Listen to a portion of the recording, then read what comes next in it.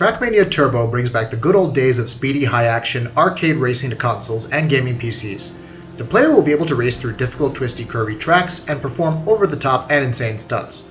In many ways, it's similar to Ubisoft's Trials series, a game in which the player needs to perform breathtaking stunts but differentiates itself due to its complex use of physics and player timing.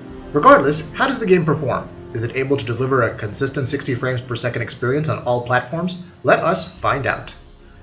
Before jumping into analyzing the details, we want to talk a bit about the file size. Compared to other racing games, Trackmania Turbo is an incredibly well-compressed game.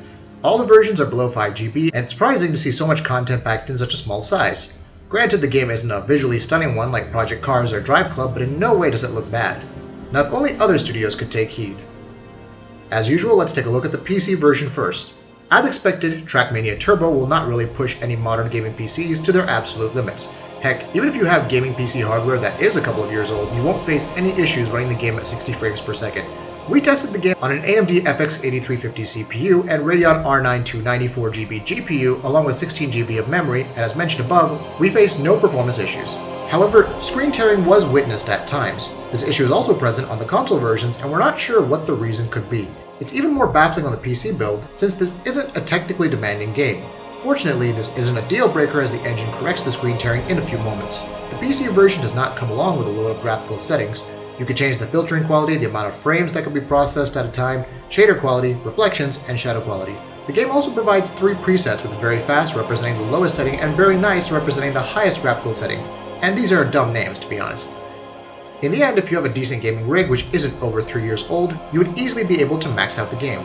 This brings us to the console platforms. As we previously revealed, the beta versions of the PS4 and Xbox One build were running at 1080p and 900p respectively. The final build also renders the game at the same resolution on both consoles. This immediately gives the PS4 the advantage of better image quality. Both versions use post-processing anti-aliasing solution, which closely resembles FXAA, but due to the lower operating resolution of the Xbox One build, jaggies are more relevant. Performance-wise, both versions employ a 60 frames per second cap. The good news is that both versions run at that standard with minimum hiccups in between. Frames are dropped, yes, but we are most looking at a smooth performance for both versions. Other than the resolution parameter, both versions' core assets are like-to-like. Draw distance, texture quality, shadow quality, and water effects are all similar across both versions. Both versions also employ the standard depth of field and motion blur. The latter is specially implemented quite well, given that the game is extremely fast-paced. The physics could be laughable at times. High-speed crashes against track rails results in unrealistic reactions. The cars sometimes feel like the popular Hot Wheels in video games with no realistic adherence to the laws of physics. But this is what makes Trackmania Turbo a unique game and part of the reason why it can be a lot of fun. In the end, the PC version is clearly the winner here due to the fact that this is not a demanding game, and most rigs will be able to play at its optimum performance.